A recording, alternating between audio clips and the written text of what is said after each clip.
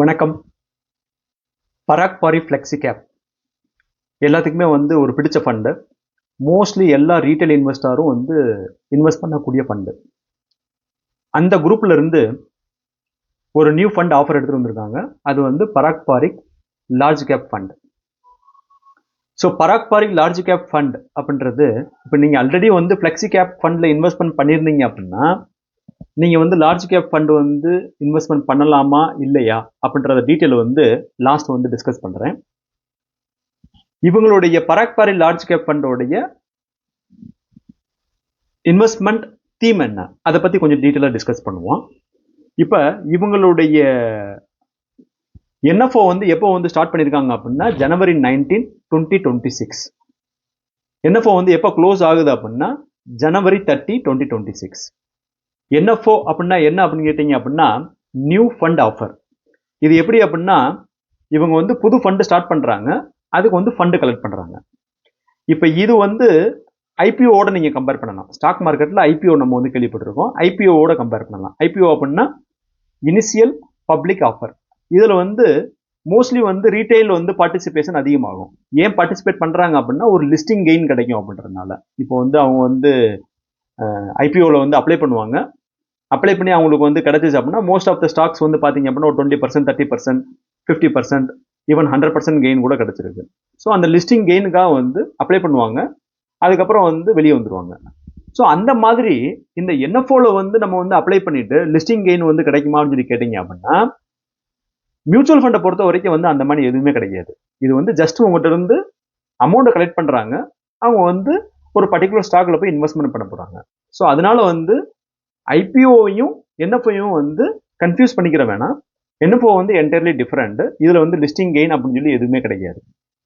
So இது உங்களுக்கு ஒரு இன்ட்ரெஸ்ட் இருந்துச்சு அப்படின்னா இது ஜஸ்ட் லைக் நார்மல் ஃபண்ட் தான். இப்போ நீங்கள் அதில் போய் இன்வெஸ்ட்மெண்ட் பண்ணணும், லார்ஜ் கேப்ல இன்வெஸ்ட்மெண்ட் பண்ணணும் அப்படின்னா நீங்கள் இன்வெஸ்ட்மெண்ட் பண்ணலாம்.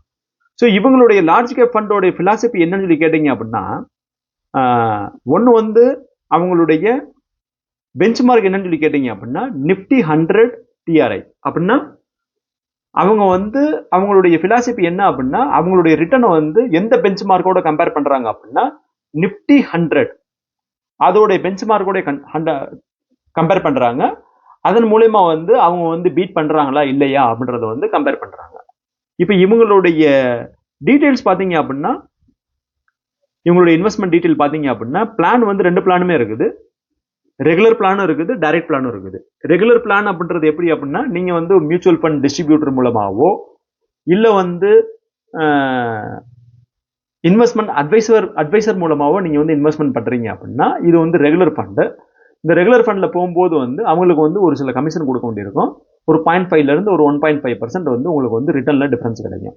இல்லை நீங்கள் டைரெக்டாக இன்வெஸ்ட்மெண்ட் பண்ணக்கூடிய பர்சனாக இருந்தீங்க அப்படின்னா நீங்கள் டைரெக்டாக ஜீரோதாலையோ க்ரோலையோ இல்லை பராக் பாரி வெப்சைட்லேயே போய் நீங்கள் டைரெக்டாக இன்வெஸ்ட்மெண்ட் பண்ணிக்கலாம்.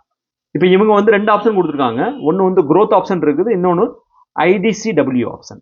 க்ரோத் ஆப்ஷன் அப்படின்றது என்ன அப்படின்னா அவங்க இன்வெஸ்ட்மெண்ட் பண்ண ஸ்டாக்ல டிவிடெண்ட் சொல்லி ஒன்று வரும். இப்போ அவங்க ஐடிசியில் இன்வெஸ்ட்மெண்ட் பண்ணியிருக்காங்க. அப்போ ஐடிசியில் அவங்க எவ்ரி குவார்ட்டருக்கோ இல்லை எவ்ரி இயருக்கோ டிவிடெண்ட் கொடுப்பாங்க. அப்போ டிவிடெண்ட் கொடுக்கும்போது அந்த டிவிடெண்ட் உங்களுக்கு வராது. க்ரோத்தில் எப்படி இருக்கும் அப்படின்னா அவங்க கொடுக்குற டிவிடெண்டை வாங்கி திருப்பி அதே ஸ்டாக்ல இன்வெஸ்ட்மெண்ட் பண்ணுவாங்க.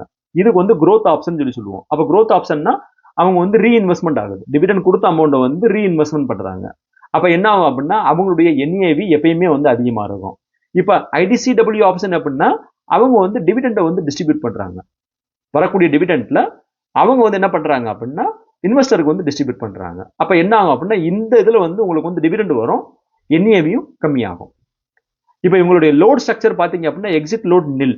எக்ஸிட் லோட் நில் அப்படின்னா என்ன அப்படின்னா பெனால்ட்டி எதுவும் கிடையாது. இப்போ நீங்க இப்போ இன்வெஸ்ட்மெண்ட் பண்ணிட்டு உங்களுக்கு ஒரு அவசியம் தேவைப்படுது, ஒரு நெக்ஸ்ட் மந்தோ நீங்க எடுக்கணும்னு சொல்லி நினைக்கிறீங்க அப்படின்னா உங்களுக்கு பெனால்ட்டி எதுவும் கிடையாது, நில், ஃப்ரீயா எடுத்துக்கலாம்.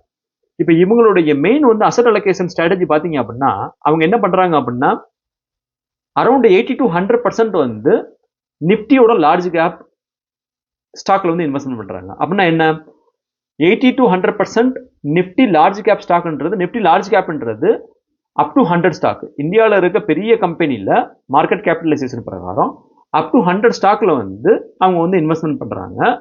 80% இன்வெஸ்ட்மெண்ட் பண்றாங்க. ரிமைனிங் 20% என்ன பண்றாங்க அப்படின்னா அவங்க வந்து என்னவா வச்சிருக்காங்க, ஃபாரின் ஃபண்ட்ல இன்வெஸ்ட்மெண்ட் பண்ணலாம், இல்ல அப்படின்னா வந்து மிட் கேப்லயோ ஸ்மால் கேப்லயோ இன்வெஸ்ட்மெண்ட் பண்ணலாம், இல்ல அப்படின்னா டெப்ட் மியூச்சுவல் ஃபண்ட்ல இன்வெஸ்ட்மெண்ட் பண்ணலாம், இல்ல வந்து கேஷா கூட வச்சுக்கலாம். ஸோ இது வந்து அவங்க வந்து ஒரு ஆப்ஷன் வந்து 20% வந்து வெளியெடுத்து வச்சிருக்காங்க. இதுதான் இவங்களுடைய அசெட் அலோகேஷன் பேட்டர்ன். இப்போ இவங்களுடைய நியூ பர்ச்சேஸ் அமௌண்ட் எவ்வளவு கொடுத்துருக்காங்க அப்படின்னா 1000 வந்து நீங்க வந்து பர்ச்சேஸ் பண்ணிக்கலாம். எஸ்ஐபி வந்து மினிமம் வந்து அமௌண்ட் எவ்வளவு கொடுத்துருக்காங்க அப்படின்னா 1000 வந்து எஸ்ஐபி அமௌண்ட் வந்து மினிமம் கொடுத்துருக்காங்க. ஸோ ஆக இவங்களுடைய டீம் பார்த்தீங்க அப்படின்னா சேம் டீம், ஃப்ளெக்ஸி கேப்போட என்ன டீம் இருக்குதோ சேம் டீம் தான் வந்து லார்ஜ் கேப்பையும் வந்து மெயின்டைன் பண்றாங்க. ஸோ ஃப்ளெக்ஸி கேப் வந்து நீங்க வந்து பாத்தீங்க அப்படின்னா ராஜீவ் தாக்கூர் தான் வந்து அதுலயும் வந்து ஃபண்ட் மேனேஜரா இருக்காரு, இதுலயும் வந்து அவர் தான் வந்து ஃபண்ட் மேனேஜரா இருக்காரு. இப்ப நீங்க ஒரு விஷயம் பாருங்க, ஃப்ளெக்ஸி கேப்புக்கும் லார்ஜ் கேப்புக்கும் பராக் பாரியை பொறுத்த வரைக்கும் எதுவும் டிஃபரன்ஸ் இருக்க போதான்னு சொல்லி கேட்டீங்க அப்படின்னா என்னுடைய வியூல வந்து டிஃபரெண்ட் வந்து ரொம்ப கம்மியா இருக்கும் அப்படின்ற மனிதன் தெரியுது. ஏன் அப்படின்னா அவங்களுடைய ரிட்டர்ன் பாத்தீங்க அப்படின்னா ஃபியூச்சர் ரிட்டர்ன் ப்ரொஃபைல் பாத்தீங்க அப்படின்னா ரொம்ப அதிகமா வந்து டிஃபரன்ஸ் இருக்கிறதுக்கு வாய்ப்பு இல்லை அப்படின்ற மனிதன் தெரியுது. ஈவன் தோ அது வந்து ஃப்ளெக்ஸி கேப், இது வந்து லார்ஜ் கேப். அது என்ன ரீசன் சொல்லி கேட்டீங்க அப்படின்னா அவங்களுடைய ஃப்ளெக்ஸி கேப்போடைய போர்ட்ஃபோலியோ பாத்தீங்க அப்படின்னா அரௌண்ட் இன்னைக்கு இருக்க டேட்டுக்கு 62% வந்து லார்ஜ் கேப்ல இன்வெஸ்ட்மெண்ட் பண்ணிருக்காங்க இந்தியா கம்பெனில.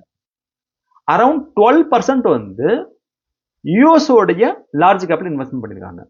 அப்ப க்ளோஸ் டு 75% அவங்க ஆல்மோஸ்ட் வந்து லார்ஜ் கேப்ல தான் இன்வெஸ்ட்மெண்ட் பண்ணி வச்சிருக்காங்க.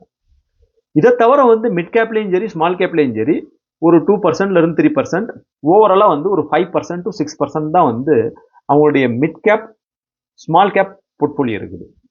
அப்ப ஆக மொத்தம் வந்து 75% வந்து லார்ஜ் கேப்ல தான் இருக்குது, 20% கேஷா வச்சிருக்காங்க, டெப்ட் மியூச்சுவல் ஃபண்ட்ல இன்வெஸ்ட்மெண்ட் பண்ணிருக்காங்க, ஒன்லி வந்து 6% தான் வந்து ஸ்மால் கேப்லையும் மிட் கேப்லையும் இன்வெஸ்ட் பண்ணிருக்காங்க. அப்ப நீங்க வந்து 75% ஆல்மோஸ்ட் லார்ஜ் கேப்ல தானே வச்சிருக்காங்க ஃப்ளெக்ஸி கேப். அவங்களுடைய லார்ஜ் கேப்போடைய இன்வெஸ்ட்மெண்ட் தீசிஸ் பாத்தீங்க அப்படின்னா நியூ ஃபண்ட், அதுலயும் வந்து அவங்க வந்து 80% வந்து லார்ஜ் கேப்ல இன்வெஸ்ட்மெண்ட் பண்ண போறோம்னு சொல்றாங்க. அப்ப லார்ஜ் கேப்லையும் ஃப்ளெக்ஸி கேப்லையும் அவங்களுடைய ப்ரொஃபைல் பாத்தீங்க அப்படின்னா ஆல்மோஸ்ட் சேமா தானே இருக்குது. அப்ப ஃப்ளெக்ஸி கேப்போடைய ரிட்டர்ன் வந்து லார்ஜ் கேப்பை காட்டில வந்து டிஃபரெண்டா எடுத்துட்டு வரணும் அப்படின்னா அவங்க என்ன பண்ணணும் அப்படின்னா மிட் கேப்லயோ இல்ல வந்து ஸ்மால் கேப்லயோ அதிகமா வந்து இன்வெஸ்ட்மெண்ட் பண்ணணும். அது வாய்ப்புகள் இருக்கான்னு சொல்லி கேட்டீங்க அப்படின்னா அவங்களுடைய ஏஇஎம் வந்து ஃப்ளெக்ஸி கேப்போடைய ஏஇஎம் வந்து ரொம்ப அதிகமாயிருச்சு, மோர் தென் 1 lakh crore இருக்குது.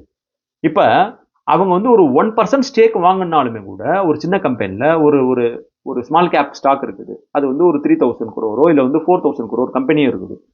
அந்த கம்பெனில போய் ஒரு 1% வாங்கணும் அப்படின்னு நினைச்சாலுமே கூட அவங்க வந்து எவ்வளவு இன்வெஸ்ட்மெண்ட் பண்ணிருக்கும், close to 1000 to 1500 crore investment பண்ணிருக்கும். ஏன்னா வந்து அவங்களுடைய ஏஇஎம் அதிகம். அப்ப 1000 to 1500 crore வந்து ஒரு ஸ்மால் கேப் கம்பெனில வந்து இன்வெஸ்ட்மெண்ட் பண்ணணும் அப்படின்னா அப்ப என்ன ஆகுது, இப்ப 3000 மார்க்கெட் கேப் இருக்க கம்பெனில போய் இன்வெஸ்ட் பண்ணாங்க அப்படின்னா ஒரு 50% ஆஃப் த கம்பெனியை வாங்குற மாதிரி இருக்கும். ஸோ அது வந்து வாய்ப்பே கிடையாது, மார்க்கெட்ல வந்து இன்வெஸ்ட்மெண்ட் பண்ண முடியாது அந்த மாதிரி. அதனால இவங்களுக்கு வந்து ஒரு லிமிடேஷன் இருக்குது. ஃப்ளெக்ஸி கேப்ல வந்து பராக் பாரி ஃப்ளெக்ஸி கேப்ல வந்து இது வந்து ஒரு லிமிடேஷன். அவங்களால ஸ்மால் கேப்லயோ மிட் கேப்லயோ ரொம்ப அதிகமான வந்து இன்வெஸ்ட்மெண்ட் பண்றது இன்னைக்கு டேட்டுக்கு வந்து கஷ்டம். ஏன் கஷ்டம் அப்படின்னா பிகாஸ் அவங்களுடைய ஏஇஎம் அதிகம். இப்ப அதை பாத்தீங்க அப்படின்னா ஃப்ளெக்ஸி கேப் போர்ட்ஃபோலியோவும் லார்ஜ் கேப் போர்ட்ஃபோலியோவும் ஃபியூச்சர்ல பாத்தீங்க அப்படின்னா ரொம்ப வந்து டிஃபரன்ஸ் வர்றதுக்கான வாய்ப்புகள் இல்லை. ஏன்னா அவங்களுடைய கரண்ட் போர்ட்ஃபோலியோ கிளியரா தெரியுது 75% இருக்குது. இப்ப லார்ஜ் கேப்ல என்ன பண்ண போறாங்க, அதே தான் வந்து லார்ஜ் கேப்லையும் பண்ணுவாங்கன்ற மாதிரி தெரியுது, ஏன்னா கிளியரா தெரியுதுல்ல. அப்ப இதுல வந்து உங்களுக்கு வந்து ஒரே ஒரு பெனிஃபிட் வர்றதுக்கு வாய்ப்பு இருக்குது. என்ன பெனிஃபிட் வர்றதுக்கு வாய்ப்பு இருக்கு அப்படின்னா ஃப்ளெக்ஸி கேப்ல வந்து அவங்களுடைய லாக்இன் பீரியட் வந்து ரொம்ப அதிகம். இப்ப பாருங்க, அவங்க லாக்இன் பீரியட் வந்து எக்ஸிட் லோடு கொடுத்துருக்கிறது வந்து 2% எக்ஸிட் லோடு. இது ரொம்ப அதிகமான எக்ஸிட் லோடு இருக்கிறதுலயே வந்து இந்தியாலேயே அதிகமான எக்ஸிட் லோடு இருக்கக்கூடிய ஃபண்ட் எதுன்னு சொல்லி கேட்டீங்க அப்படின்னா பராக் பாரி ஃப்ளெக்ஸி கேப். அவங்களுடைய இது பாத்தீங்க அப்படின்னா nil up to 10% unit for remaining unit of 2% on or before 365 days, 1% after 365 days, but on or before 730 nil. So இது வந்து இருக்கிறதுலே வந்து டைட்டான ஃபண்ட். எக்ஸிட் லோட் அதிகமாக இருக்கக்கூடிய ஃபண்டு எதுன்னு சொல்லி கேட்டீங்க அப்படின்னா இந்தியாவை பொறுத்த வரைக்கும் வந்து பராக் பாரி ஃப்ளெக்ஸி கேப் ஃபண்டு. இப்போ நீங்கள் வந்து பராக் பாரி லார்ஜ் கேப்பில் நீங்கள் இன்வெஸ்ட்மெண்ட் பண்ணீங்க அப்படின்னா இன்னைக்கு டேட்டுக்கு வந்து அவங்க வந்து எக்ஸிட் லோடு வந்து நில்லுன்னு சொல்லி கொடுத்துருக்காங்க. அதனால வந்து எக்ஸிட் லோடு நீங்கள் வந்து சேவ் பண்ணணும், எனக்கு வந்து பராக் பாரி ஃப்ளெக்ஸி கோப்போடைய சேம் போர்ட்ஃபோலியோவே எனக்கு வந்து வரணும்னு சொல்லி நினைச்சீங்க அப்படின்னா லார்ஜ் கேப்பில் இன்வெஸ்ட்மெண்ட் பண்ணுங்க. அதில் வந்து உங்களுக்கு வந்து எக்ஸிட் லோடு ஒன்றும் அந்த அளவுக்கு கிடையாது, நீங்கள் வந்து இன்வெஸ்ட்மெண்ட் பண்ணலாம். ஆனால் ஃபியூச்சரில் வந்து அவங்க வந்து இன்க்ரீஸ் பண்ணுறதுக்கு வாய்ப்புகள் இருக்கான்னு சொல்லி கேட்டீங்க அப்படின்னா அது வந்து அவங்களுடைய கையில் தான் இருக்குது. இன்க்ரீஸ் பண்ணலாம், பண்ணாமலே இருக்கலாம். அப்போ நீங்கள் வந்து எக்ஸிஸ்டிங் வந்து ஷேர் ஹோல்டராக இருக்கீங்க, இன்வெஸ்டராக இருக்கீங்க, பராக் பாரி ஃப்ளெக்ஸி கேப்பில் இருந்தீங்க அப்படின்னா லார்ஜ் கேப் அப்படின்றது ஒரு புது டைவர்சிஃபிகேஷன் கொடுக்கறதுக்கு வாய்ப்பு கம்மி. இப்போ நீங்கள் வந்து மிட் கேப்பில் இன்வெஸ்ட்மெண்ட் பண்ணியிருக்கீங்க, ஸ்மால் கேப்பில் நீங்கள் வந்து மியூச்சுவல் ஃபண்ட் இன்வெஸ்ட்மெண்ட் பண்ணுறீங்க அப்படின்னா அது வந்து ஒரு டைவர்சிஃபிகேஷன் கொடுக்கும். இப்போ இவங்களுடைய ஃப்ளெக்ஸி கேப்பில் இன்வெஸ்ட்மெண்ட் பண்ணிட்டு இவங்களுடைய லார்ஜ் கேப்பில் வந்து உங்களுக்கு வந்து டைவர்சிஃபிகேஷன் கிடைக்குமான்னு சொல்லி கேட்டீங்க அப்படின்னா வாய்ப்புகள் ரொம்ப கம்மி. இப்போ நீங்கள் வேற ஏதோ வந்து ஃப்ளெக்ஸி கேப்பில் இன்வெஸ்ட்மெண்ட் பண்ணியிருக்கீங்க, லார்ஜ் கேப்புக்கு டைவர்சிஃபிகேஷன் வேணும் அப்படின்னா இந்த ஃபண்டை வந்து சூஸ் பண்ணலாம். நீங்கள் ஆல்ரெடி வந்து ஃப்ளெக்ஸி கேப் பராக் பாரில் இருந்துச்சு அப்படின்னா இந்த ஃபண்டு வந்து ரொம்ப பெரிய டிஃபரன்ஸ் வந்து கொடுக்க போகிற வாய்ப்புகள் இல்லை அப்படின்ற மாதிரி தான் தெரியுது. ஏன்னா அவங்களோட போர்ட்ஃபோலியோ கிளியராக தெரியுது. தேங்க்யூ ஃபார் வாட்சிங்.